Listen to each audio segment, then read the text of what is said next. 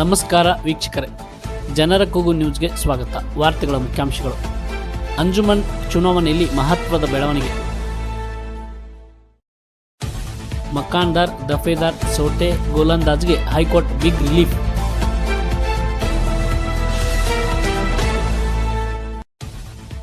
ವಾರ್ತೆಗಳ ವಿವರ. ಮುದ್ದೇಬಿಹಾಳ್. ಮಹತ್ವದ ಬೆಳವಣಿಗೆಯೊಂದರಲ್ಲಿ ಪಟ್ಟಣದ ಅಂಜುಮನ್ ಇಸ್ಲಾಂ ಕಮಿಟಿ ಚುನಾವಣೆಯಲ್ಲಿ ತಿರಸ್ಕಾರಗೊಂಡಿದ್ದ 4 ನಾಮಪತ್ರಗಳನ್ನು ಕ್ರಮಬದ್ಧಗೊಳಿಸಿ ಅವರಿಗೆ ಚುನಾವಣೆಯಲ್ಲಿ ಸ್ಪರ್ಧಿಸಲು ಅವಕಾಶ ಕಲ್ಪಿಸುವಂತೆ ಕಲಬುರಗಿ ಉಚ್ಚ ನ್ಯಾಯಾಲಯ ಮಧ್ಯಂತರ ಆದೇಶ ನೀಡಿರುವ ಬೆಳವಣಿಗೆ ಮಂಗಳವಾರ ಜರುಗಿದೆ. ಪಟ್ಟಣದಲ್ಲಿ ಮಂಗಳವಾರ ಸುದ್ದಿಗೋಷ್ಠಿಯಲ್ಲಿ ಈ ಕುರಿತು ವಿವರಣೆ ನೀಡಿದ ಮುಖಂಡ ಹಾಗೂ ಬ್ಲಾಕ್ ಕಾಂಗ್ರೆಸ್ ಮಾಜಿ ಅಧ್ಯಕ್ಷ ಅಬ್ದುಲ್ ಗಫೂರ್ ಮಕಾನ್ದಾರ್ ಅವರು, ಚುನಾವಣಾಧಿಕಾರಿಗಳು ನಮ್ಮ ನಾಮಪತ್ರಗಳನ್ನು ತಿರಸ್ಕರಿಸಿ ಸಾಮಾಜಿಕ ನ್ಯಾಯಕ್ಕೆ ವಿರುದ್ಧವಾಗಿ ನಡೆದುಕೊಂಡಿದ್ದರು. ಚುನಾವಣಾಧಿಕಾರಿಗೆ ಈ ಕುರಿತು ವಿನಂತಿಪೂರ್ವಕವಾಗಿ ಮನವಿ ಮಾಡಿದಾಗ್ಯೂ ತಮ್ಮದೇ ವಾದ ಮುಂದುವರಿಸಿದರಲ್ಲದೆ ನೀವು ಕೋರ್ಟ್ಗೆ ಹೋಗಿ ತಮ್ಮ ಆದೇಶ ಪ್ರಶ್ನಿಸುವಂತೆ ತಿಳಿಸಿದರು. ಅದರಂತೆ ಚುನಾವಣಾಧಿಕಾರಿಗಳ ನಿರ್ಧಾರವನ್ನು ನಾವು ಹೈಕೋರ್ಟ್ನಲ್ಲಿ ಪ್ರಶ್ನೆ ಮಾಡಿದ್ದೆವು. ಆಗಸ್ಟ್ 10ರಂದು ನ್ಯಾಯಾಲಯ ಮಧ್ಯಂತರ ಆದೇಶ ನೀಡಿದ್ದು ನಮಗೆ ಚುನಾವಣೆಯಲ್ಲಿ ಭಾಗಿಯಾಗಲು ಅವಕಾಶ ಕಲ್ಪಿಸಿದೆ. ಅಂಜುಮನ್ ಕಮಿಟಿಗೆ 90 ವರ್ಷಗಳ ಇತಿಹಾಸ ಇದ್ದು ಈ ಸಂಸ್ಥೆಯ ಘನತೆ ಗೌರವವನ್ನು ಎತ್ತಿ ಹಿಡಿಯುವವರಿಗೆ ಮತ ನೀಡುವಂತೆ ವಿನಂತಿಸಿದರು.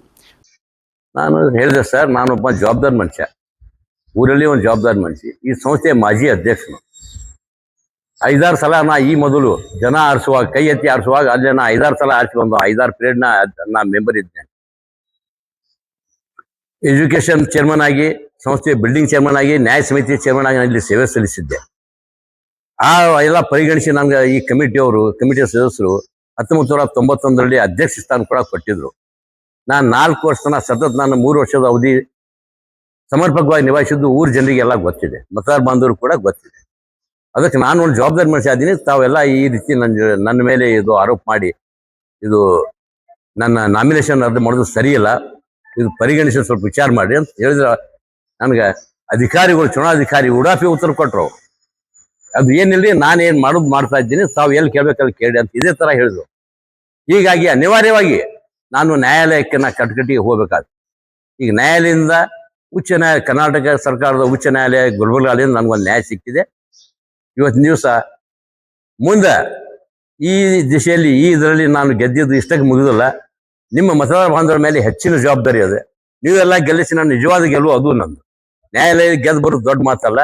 ನೀವು ಎಲ್ಲರೂ ಕೂಡಿ ನನ್ನ ಸಹಕಾರ ನೀಡಿ ಗೌರವಿಸಿ ತಾವು ನನಗೆ ಅವಕಾಶ ಮಾಡಿಕೊಡ್ಬೇಕಾಗಿ ತಮ್ಮಲ್ಲಿ ಕಳಕಳಿ ಪ್ರಾರ್ಥನೆ. ನನ್ನ ಜೊತೆಗೂ ಕೂಡ 4 ಜನರಿಗೆ ಅನ್ಯಾಯ ಆಗ್ಯದ. ನಮ್ಮ ಗುಲಾಮ್ ದಫೇದಾರ್ ಅವರು, ಗೋಲಂದಾಜ್ ಅವರು, ಯಾಸೀನ್ ಸೋಟೆ ಅವರು, ಇವ್ರಿಗೂ ಕೂಡ ತಾವೆಲ್ಲ ಒಂದು ತಮ್ಮ ಅಮೂಲ್ಯವಾದ ಮತವನ್ನು ನೀಡಿ ನಮ್ಮ ಪ್ರಚಂಡ ಬಹುಮತದಿಂದ ಆರಿಸಿ ತರಬೇಕಾಗಿ ಮತದಾರ ಬಾಂಧವರಲ್ಲಿ ಕಳಕಳಿ ವಿನಂತಿ. ಪತ್ರಕರ್ತ HR ಭಾಗವಾನ್ ಮಾತನಾಡಿ, ಚುನಾವಣೆಯಲ್ಲಿ ರಾಗದ್ವೇಷಗಳನ್ನು ಬಿಟ್ಟು ಎಲ್ಲ ಮತದಾರರು ಯೋಗ್ಯ ವ್ಯಕ್ತಿಗಳನ್ನು ಆಯ್ಕೆ ಮಾಡಬೇಕು. ಅಂಜುಮನ್ ಸಂಸ್ಥೆಯಲ್ಲಿ ಶಾಲೆ, ಆಸ್ಪತ್ರೆ ಹಾಗೂ ಉದ್ಯೋಗ ಅವಕಾಶ ಕಲ್ಪಿಸಲು, ಮಳಿಗೆಗಳನ್ನು ನಿರ್ಮಿಸಲು ಭವಿಷ್ಯದ ದೃಷ್ಟಿಕೋನ ಉಳ್ಳವರನ್ನು ಆಯ್ಕೆಗೆ ಶ್ರಮಿಸಬೇಕು ಎಂದು ಹೇಳಿದರು. ಈ ಸಂಸ್ಥೆ ಏನದ ಅಂತಂದ್ರೆ, ಯಾರು ಬಂದ್ರ ಎಂತ ಅಭ್ಯರ್ಥಿಗಳನ್ನ ಆಯ್ಕೆ ಮಾಡಿದ್ರ ಈ ಸಂಸ್ಥೆ ಬೆಳವಣಿಗೆ ಆಗ್ತೈತಿ. ಯಾಕಂದ್ರ ಹಿರಿಯರಿಂದ ಮನೆ ಇಲ್ಲ, ಗುರುವಿಂದ ಮಠ ಇಲ್ಲ ಅಂತ. ಯಾಕಂದ್ರೆ ಸಂಸ್ಥೆಗೆ ಈ ಸರಿ ನೋಡಿದ ಸ್ಪರ್ಧೆ ಬಹಳಷ್ಟು ಯುವಕರದಾರ. ಸಂತೋಷ ಆಗ್ಲಿ, ಅವರು ಕಲೀಲಿ. ಯಾಕಂದ್ರೆ ಅವ್ರು ಹಿರಿಯರ್ ಮಾರ್ಗದರ್ಶಿ. ಅದು ಹಿರಿಯರಿಲ್ಲದಂತ ಈ ಬಾರಿ ಚುನಾವಣಾ ಕಳೆದ ಹಿರಿಯರಿಲ್ಲ. ಅದೊಂದು ಕೊರಗ ಸದಾ ಇತ್ತು ನಮ್ಗೆ. ಆ ದೇವ್ರ ದಯ, ಚುನಾವಣಾಧಿಕಾರಿಯ ಒಂದು ಬೇಜವಾಬ್ದಾರಿ ಏನ್ರಿ. ಅದಕ್ಕೆ ಅವ್ರು ಏನ್ ಮಾಡ್ಬಿಟ್ಟು ಅಂತ ಸ್ಕೂಟ್ನಿ ಒಳಗ ಹಿರಿಯರಾಗಿರ್ತಕ್ಕಂಥ, ಅನುಭವಿ ಆಗಿರ್ತಕ್ಕಂಥ ಸನ್ಮಾನ ಏಮಕಂತವ್ರಾಗ್ಲಿ, ಜನಪದ ಹೋರಾಟಗಳ ಮೂಲಕ ಮಾಧ್ಯಮಿಕ ಅವಿಸ್ಮಯ ಸೇವೆ ಸಲ್ಲಿಸುವಂತ ಗುಲಾಬ್ ದಫೇದಾರಾಗ್ಲಿ, ಕಾರ್ಮಿಕ ನಾಯಕರಾದಂತ ನಮ್ಮ ಇಸ್ಮಾಯಿಲ್ ಗೋಲಂದಾಜರಾಗ್ಲಿ, ಮತ್ತು ಟೆಂಟ್ ಹೌಸ್ ಮಾಲೀಕರ ಸಂಘದ ತಾಲೂಕು ಅಧ್ಯಕ್ಷರಾಗಿರ್ತಕ್ಕಂಥ ಸಂಘಟನಾತ್ಮಕ ಯಾಸೀನ್ ಸೋಟೆಯವರಾಗ್ಲಿ, ಒಂದು ಷಡ್ಯಂತ್ರ ಐತಿ. ಆ ಷಡ್ಯಂತ್ರ ಮಾಡೋರ್ನ ಇದೇ ಪ್ರಾರ್ಥನೆ ಮಾಡ್ತೀವಿ, ದೇವರಲ್ಲಿ ಅವ್ರು ಒಳ್ಳೆ ಬುದ್ಧಿ ಕೊಡ್ಲಿ. ಯಾಕಂದ್ರ ನಾವು ಯಾರ ವಿರುದ್ಧನೂ ಇದು ಇಲ್ಲ. ಈಗ ಮುದ್ದೆ ಮಾಡಿದ ಸರ್ವತೋಮುಖಿ ಅಭಿವೃದ್ಧಿ ಸಿಗಲು ಸಾಧ್ಯ. ಮೊದಲು ಏನಾಗಿದೆ ಅಂದ್ರೆ, ನಾನು ಅಲ್ಲಿಂದ ವಿದ್ಯಾರ್ಥಿ, ಇವರು ಅಲ್ಲಿನ ವಿದ್ಯಾರ್ಥಿ, ಹೈಸ್ಕೂಲಿಂದು ಹೆಂಗಿತ್ತು ಸಮಸ್ಯೆ. 186 ಜನ ವಿದ್ಯಾರ್ಥಿಗಳು ಇರುವಂತಹ ಒಂದು ಇದರಲ್ಲಿ ಇವತ್ತು 14-15 ಜನ ಅದಾರ. ಒಂದು 8th, 9th, 10th ಇದಾಗಿದೆ. 8ನೇ ಕಾಲದಲ್ಲಿ ಕೇಳೋರಿಲ್ಲ. PU ಕಾಲೇಜಲ್ಲಿ ನಡೀತಾ ಇದೆ, ಅದು ಮಹಿಳಾ ವಿಶ್ವವಿದ್ಯಾಲಯದ ಮಾರ್ಗದರ್ಶನದಲ್ಲಿ. ಅದಕ್ಕೆ ಮುದ್ದೇಬೇಡ ಜನ ಯಾವ ಮುಲಾಜಿಗೆ, ಯಾವ ದಾಸ್ತಿಗೆ ಒಳಗಾಗಿದೆ ತಮ್ಮ ಮತವನ್ನ, ಯಾಕಂದ್ರೆ ಈ ಸರಿ ಬಹಳಷ್ಟು ಕನ್ಫ್ಯೂಸ್ ಆಗ್ತೈತಿ. 77 ಜನ ಕಳೆದಾಕಿದ್ರು, ನಾವು 5-6 ಜನ ವಿಡ್ರಾಲ್ ಮಾಡ್ಕೊಂಡಿವಿ. 9 ಜನ ಸ್ಕೂಟ್ನ್ಯಾಗ ಡ್ರಾಪ್ ಔಟ್ ಮಾಡಿದಾಗಿತ್ತು ಅವ್ರಿಗೆ. ಅದರಲ್ಲಿ 4 ಜನ ಅನ್ಯಾಯವಾಗಿ ಅವ್ರನ್ನ ಮಾಡೋದಕ್ಕೆ ನ್ಯಾಯಾಲಯದ ಮೆಟ್ರೇಜ್ ಇರೋದ್ರ ಮೂಲಕ ಆ ನ್ಯಾಯಾಲಯ ಅವ್ರಿಗೆ ನ್ಯಾಯಕ್ಕೆ ಸಿಕ್ಕ ಜಯ. ಅದು ಅವ್ರು ಸಿಕ್ಕ ಜನಕ್ಕೂ ನ್ಯಾಯಕ್ಕೆ ಸಿಕ್ಕ ಜಯ. ಜನರ ಕೂಗು ವಾಹಿನಿ ಸಂಸ್ಥಾಪಕ ಹಾಗೂ ಅಂಜುಮನ್ ಚುನಾವಣೆಯಲ್ಲಿ ಅಭ್ಯರ್ಥಿಯಾಗಿರುವ ಗುಲಾಂ ಮೊಹಮ್ಮದ್ ದಫೇದಾರ್ ಮಾತನಾಡಿ, ನಮ್ಮ ವಿರುದ್ಧ ಷಡ್ಯಂತ್ರ ನಡೆಸಿದವರಿಗೆ ನ್ಯಾಯಾಲಯವೇ ಉತ್ತರ ಕೊಟ್ಟಿದೆ. ಅಂತಹವರಿಗೆ ಅಲ್ಲಾಹನು ಒಳ್ಳೆಯ ಬುದ್ಧಿ ಕೊಡಲಿ. ನಮ್ಮ ಸಮಾಜದ ಮಕ್ಕಳ ಶೈಕ್ಷಣಿಕ ಪ್ರಗತಿಗೆ ಆಸರೆಯಾಗಿರುವ ಅಂಜುಮನ್ ಶಿಕ್ಷಣ ಸಂಸ್ಥೆಯ ಅಭಿವೃದ್ಧಿ ನಮ್ಮ ಗುರಿಯಾಗಿದೆ. ನಾವು ಹೇಗಿದ್ದೇವೆ ಎಂಬುದು ಸಮಾಜದ ಜನರಿಗೆ ತಿಳಿದಿದೆ. ನಿಮ್ಮ ಆಶೀರ್ವಾದ ನಮ್ಮ ಮೇಲಿದ್ದರೆ ಸಂಸ್ಥೆಯ ಏಳಿಗೆಗೆ ನಾವು ಶಕ್ತಿ ಮೀರಿ ಪ್ರಾಮಾಣಿಕವಾಗಿ ದುಡಿಯುತ್ತೇವೆ ಎಂದು ಹೇಳಿದರು. ಮಾನ್ಯ ಕರ್ನಾಟಕ ಉಚ್ಚ ನ್ಯಾಯಾಲಯವರು ನಿನ್ನೆ ನಮಗೆ ನ್ಯಾಯವನ್ನು ದೊರಕಿಕೊಟ್ಟಿದ್ದಾರೆ. ಇದಕ್ಕೆ ನ್ಯಾಯನ ದೊರಕಿಸೋದಕ್ಕೆ ನಮ್ಮ ಹಳ್ಳಿ ವಕೀಲರು ಅವರು ಬಹಳ ಪ್ರಯತ್ನ ಮಾಡಿ ಕೇಸಿ ನಮ್ಮನ್ನು ನ್ಯಾಯ ದೊರಕಿಸಿಕೊಟ್ರು. ಆದ ಕಾರಣ ಎಲ್ಲಾ ನನ್ನ ಮತದಾರ ಬಾಂಧವರಲ್ಲಿ ನಾ ಒಂದೇ ವಿನಂತಿ ಮಾಡಿಸುತ್ತೇನೆ, ಈ ನಮ್ಮ ಅಂಜುಮನ ಸಂಸ್ಥೆಯನ್ನು ಬೆಳೆಸಬೇಕಾದ್ರೆ ಅಲ್ಲಿ ಕುಂದಿರುವಂತ ಬರುವಂತ ಕ್ಯಾಂಡಿಡೇಟ್ಗಳು ಹೆಂಗಿರ್ಬೇಕು ಅನ್ನೋದು ನಿಮಗೆಲ್ಲ ಚೆನ್ನಾಗಿ ಗೊತ್ತಿದೆ. ತಾವು ಎಲ್ಲರೂ ನಿಮ್ಮ ನಂಬಿಕೆದ ಬುದ್ಧಿವಂತರಿದ್ದೀರಿ. ನೀವು ದಯವಿಟ್ಟು ಒಳ್ಳೆಯ ಅಭ್ಯರ್ಥಿಗಳನ್ನು ಆರಿಸಿ ಆ ಒಂದು ಅಂಜುಮನ ನಮ್ಮ ಉದ್ಧಾರಕ್ಕಾಗಿ ನೀವು ಸಪೋರ್ಟ್ ಮಾಡಬೇಕಾಗಿ ತಮ್ಮಲ್ಲಿ ವಿನಂತಿಸುತ್ತೇನೆ. ಹುಟ್ಟಿನ ಟೈಮ್ದಲ್ಲಿ ಇದ್ದಿಲ್ಲ, ಆದ್ರೆ ಆಮೇಲೆ ನಾವು ಹೋಗಿ ಎಡಿಸಿ ಅವ್ರಿಗೆ ಭೇಟಿಯಾದೀವಿ. ಭೇಟಿಯಾದಾಗ ಅವ್ರು ನನಗೊಂದು ನಮ್ ಬೈಲಾ ಕೊಟ್ರು, ವಕಫ್ ಬೈಲಾ ಕೊಟ್ರು ಅವರು. ಆದ್ರೆ ವಕಫ್ ಬೈಲಾ ಖರೆ ಅದು, ಆದ್ರೆ ನಮ್ಮ ಅಂಜುಮನ್ ಮುದ್ದೆ ಅಂಜುಮನ್ ಬೈಲಾ ಅಲ್ಲದು. ಅವ್ರು ಬೇರೆ ಬೈಲಾ ತಗೊಂಡ್ಕೇಸಿ ಮಾಡಿದ್ರು. ಆಮೇಲೆ ನಮ್ಮ ಬೈಲಾ ಏನೈತಿಲ್ಲ, ಅದು ನಮ್ಮ ಬೈಲಾ ಒಳಗ ಗಂಡ ಹೆಂಡತಿ ಮಕ್ಕಳು ಇಷ್ಟೇ. ಆ ಆಸ್ತಿ ಒಳಗ ಎಲ್ಲಿ ಕುಟುಂಬ ಅಂದ್ರ ಇಷ್ಟೇ 4 ಜನ ಇರ್ತಾರೆ. ಆ ಕುಟುಂಬದಾಗ ಇದ್ದವ್ರು ಯಾರೋ ಬಾಡಿಗೆದಾರ ಇರಬಾರ್ದು ಅನ್ನುವಂಥದ್ದು ಐತಿ ನಮ್ಮ ಬೈಲಾದಾಗ. ಏನ ಆ ಇದು ಇಟ್ಕೊಂಡು ನಾವು ಏನಿತ್ತಲ್ಲ ಮಾನ್ಯ ಉಚ್ಚ ನ್ಯಾಯಾಲಯಕ್ಕೆ ನಾವು ಅರ್ಜಿ ಸಲ್ಲಿಸಿದ್ವಿ. ಆ ಅರ್ಜಿಯಿಂದ ನಮಗ ನ್ಯಾಯ ಸಿಕ್ಕಿದೆ.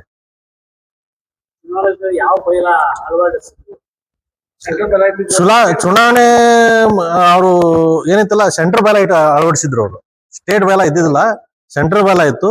ಅದು ಹೋಗಿ ನೋಡಿದೆ ನಾ, ಅವ್ರಿಗೆ ಕೇಳಿದೆ ನಾನು, ಹಿಂಗ್ಯಾಕ್ರಿ ಇದು ಬೈಲಾ ಹಿಂಗ್ಯಾಕ್ರಿ ಅಂತಂದ್ರೆ ಅವ್ರು ನನಗೆ ಉಲ್ಟಾ ಸೀದಾ ಹೇಳಿ, ಅಕ್ಕನ ಮಕ್ಳಿಗೆ ಬರಂಗಿಲ್ಲ, ಅಣ್ಣನ ಮಕ್ಳಿಗೆ ಬರಂಗಿಲ್ಲ, ತಮ್ಮನ ಮಕ್ಳಿಗೆ ಬರಂಗಿಲ್ಲ, ತಮ್ಮಗ್ ಬರಂಗಿಲ್ಲ, ಹಿಂಗೆಲ್ಲಾ ಸುತ್ತಾಡಿ ಹೇಳಿ ಲಾಸ್ಟಿಗೆ ಏನಿತ್ತಲ್ಲ, ಇಲ್ಲ ನಾನು ಕೇರ್ ಟೇಕರ್ ಏನಿತ್ತಲ್ಲ, ನನಗೆ ಇದ್ರಾಗ ಏನೂ ಗೊತ್ತಿಲ್ಲ, ಮುದ್ದೆ ಒಳಗ ನನಗೆ ಯಾರು ರಿಲೇಷನ್ ಇಲ್ಲ, ಏನೂ ಇಲ್ಲ.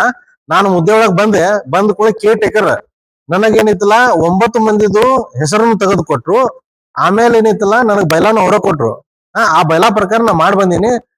ಇದಕ್ಕೆಲ್ಲ ಯಾರು ಕುತಂತ್ರ ನಡೆಸ್ಯಾರ ನನಗ ಅವ್ರಿಗೇನೈತಿ ಎಲ್ಲಾನೇ ನೋಡ್ಕೊಳ್ಳಿ. ನಾ ಅವ್ರ ಬಗ್ಗೆ ಏನು ಅನ್ನಕ್ ಹೋಗಂಗಿಲ್ಲ. ಅದು ಎಲ್ಲಾ ನದಾನ ನೋಡ್ಕೋತಾರ. ಅದು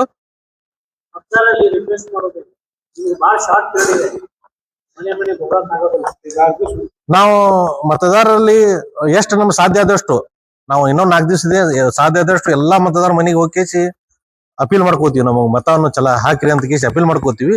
ಆದಷ್ಟು ಯಾರಿಗೆ ದಯವಿಟ್ಟು ಯಾರ ಮನೆಗೆ ನಾವು ಬರಕ್ ಆಗಿಲ್ಲ ಅಥವಾ ಏನೋ ನಮ್ ಟೈಮ್ ಶಾರ್ಟೇಜ್ ಇರೋದ್ರಿಂದ ನಿಮ್ ಮನೆಗೆ ಬರೋದಾಗಿಲ್ಲ ಅಂತಂದ್ರು ನಾವು ಇಲ್ಲೇ ಕೈ ಮುಗಿದು ಕೇಳ್ಕೊತೀವಿ, ನಮಗನ್ನು ಮತ ಚಲಾಯಿಸಿ ಅಂತ ನಮ್ಗೆ ಕೇಳ್ಕೊತೀವಿ. ಇದೇ ವೇಳೆ ಮಾತನಾಡಿದ ಮುಸ್ಲಿಂ ಸಮಾಜದ ಮುಖಂಡ HR ಭಾಗವಾನ್, ಚುನಾವಣಾ ಪ್ರಕ್ರಿಯೆ ನಡೆಯುತ್ತಿರುವಾಗಲೇ ತಿರಸ್ಕಾರಗೊಂಡಿದ್ದ ಅಭ್ಯರ್ಥಿಗಳನ್ನು ಸೇರಿಸಿ ಅವರಿಗೆ ಸ್ಪರ್ಧಿಸಲು ಅವಕಾಶ ಕಲ್ಪಿಸುವಂತೆ ಉಚ್ಚ ನ್ಯಾಯಾಲಯಕ್ಕೆ ಮನವರಿಕೆ ಮಾಡಿಕೊಟ್ಟು ಮಧ್ಯಂತರ ಆದೇಶ ಮಾಡಿಸಲು ಶ್ರಮಿಸಿದ ವಕೀಲರಾದ ಮೈಬೂಬ್ ಹಳ್ಳಿ ಅವರ ಕಾರ್ಯವು ಅಂಜುಮನ್ ಕಮಿಟಿಗೆ ಯೋಗ್ಯರ ಆಯ್ಕೆಗೆ ಹೊಸ ದಾರಿಯನ್ನು ಮಾಡಿಕೊಟ್ಟಿದೆ ಎಂದು ಹೇಳಿದರು.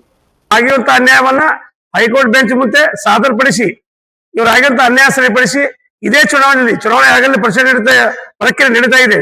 ಆ ಚುನಾವಣೆ ಪ್ರಕ್ರಿಯೆ ನಡೀತಿರುವಾಗಲೇ ಒಂದು ವಾರದಲ್ಲಿ ನಾವು ಅವ್ರಿಗೆ ಜಯ ತಂದುಕೊಟ್ಟದ. ಅದಕ್ಕೆ ನಾ MA ಹಳ್ಳಿ ವಕೀಲರನ್ನ ನಾ ಅಭಿನಂದಿಸ್ತೀನಿ. ಒಂದು ವಕೀಲ ವೃತ್ತಿಯಲ್ಲಿ ಒಂದು ಮೈಲಿಗಲ್ಲ ಅವ್ರದ್ದು. ಈ ಟೈಪ್ ಒಂದು ಅನ್ಯಾಯ ಆಗದಂತ 4 ಜನ ಹೋದ್ರು, ಅವ್ರಿಗೆ ನ್ಯಾಯ ದೊರಕಿಸಿಕೊಟ್ರು. ಅದಕ್ಕೇನದ ಇವರೆಲ್ಲ ನಿಮ್ಗೆ ಹೇಳಿದೀನಿ, ಇವರೆಲ್ಲ ಜನಪರ ಹೋರಾಟದ ಮೂಲಕ ತಮ್ಮ ಬದುಕನ್ನ ಇದು ಮಾಡಿದವರು. ಸಾಮಾಜಿಕ ಸಮಸ್ಯೆಗಳನ್ನ ಬಿಂಬಿಸುವುದರಲ್ಲಿ ಗುಲಾಂ ದಫೇದಾರ್ ಆಗಿರಲಿ, ಕಾರ್ಮಿಕರ ಹಕ್ಕು ಕೊಡಿಸುವುದಾಗಿರಲಿ, ಗೋಲಂದಾಗಿರ್ಲಿ, ಮತ್ತೆ ಟೆಂಟ್ ಹೌಸ್ ಮಾಲೀಕರ ಸಂಘದ SC ಸೊಡ್ಡ ಆಗಲಿ, ಸಮಾಜದ ಏನೇ ಸಮಸ್ಯೆ ಇಲ್ಲಿ ತಮ್ಗೆಲ್ಲ ಗೊತ್ತಿರುವಂಗ ನಾನು ಹೇಳುದು ಬೇಡ, ನಿಮ್ಗೆಲ್ಲ ಗೊತ್ತಿದೆ. ಅವ್ರ ಸಾಮಾಜಿಕ ಸಮಸ್ಯೆಗಳು ಏನೇ ಇಲ್ಲಿ ತಕ್ಷಣ ಅಭ್ಯಾಸ ಮಾಡ. ಉಮ್ಮೀದ್ ಫೌಂಡೇಶನ್ ಮೂಲಕ ಗುಲಾಂ ದಫೇದಾರ ಬಹಳಷ್ಟು ಯಾಕಂದ್ರೆ ಬಹಳಷ್ಟು ಪ್ರತಿಭಾವಂತರನ್ನ ಪುರಸ್ಕರಿಸುವಂತ ಇಲ್ಲ.